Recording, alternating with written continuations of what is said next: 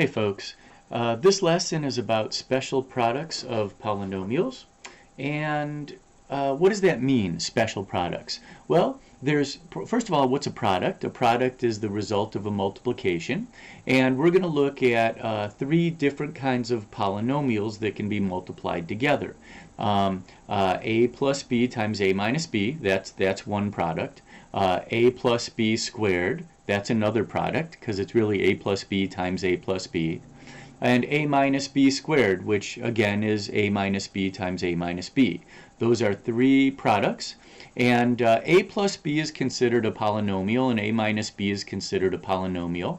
Polynomial just means many terms, and terms just means things that are added together.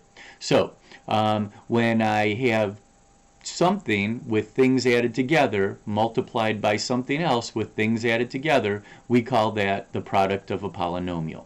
Okay, so let's get right to it. This should not be super advanced. The first thing I wanted you to do is I wanted you to see how the multiplying of a polynomial can be visualized in what we call algebra tiles. Also, this is known as an area model. In an area model, we think about length times width equals area for like a rectangle. And here we definitely have something that looks kind of rectangular. On the side here, we have this tile represents an x, the long tile, and the shorter tile represents a 1.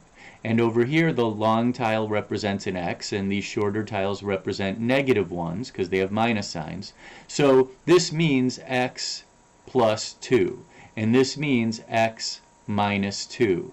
And if I want to do x plus 2 times x minus 2, I've got to do x times x. That gets me x squared. This big tile is x squared. And then negative 1 times x gets me negative x. Negative 1 times x gets me negative x. Negative 1 times 1 gets me negative 1. Negative 1 times 1 gets me negative 1. Negative 1 times these two 1s gets me these two negative 1s. And again, this x times this 1 gets me x, and this x times this 1 gets me x. What I want you to notice is that if I use algebra tiles to multiply, I can see the product or the result just by looking at the inside this rectangle. I see that I should get x squared plus 2x minus 2x minus 4. So what I want you to notice is that the plus 2x's and the minus 2x's cancel out, so I'm left with x squared minus 4. So the result here is going to be x squared minus 4. There we go. All right, next. Let's take a look at this guy. Same kind of thing. 2x minus 1, that's 2x's minus 1. 2x plus 1, that's 2x's plus 1.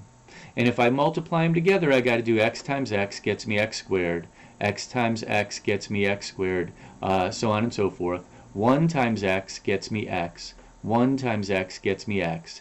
And x times negative 1 gets me negative x. X times negative 1 gets me negative x. And finally, 1 times negative 1 gets me negative 1. Let's cancel whatever we can. I'm going to use some red ink just to show you the canceling. This negative x is going to cancel out with this negative x. That positive x. This negative x is going to cancel with this positive x. And then I'm left with 4 positive x squareds and 1 minus 1. So I'm going to go ahead and write that in. That should get me 4x squared minus 1. Okay, so that is what the algebra tiles are supposed to help us with, is to visualize this stuff. Now, for those of you that don't need algebra tiles, that's fine, but I will tell you this. At some point, if we have an assessment on this stuff, or when we're doing IXL, I will expect you guys to be able to work out algebra tiles, and there may be some problems in the student journal as well. So I do expect you to know this.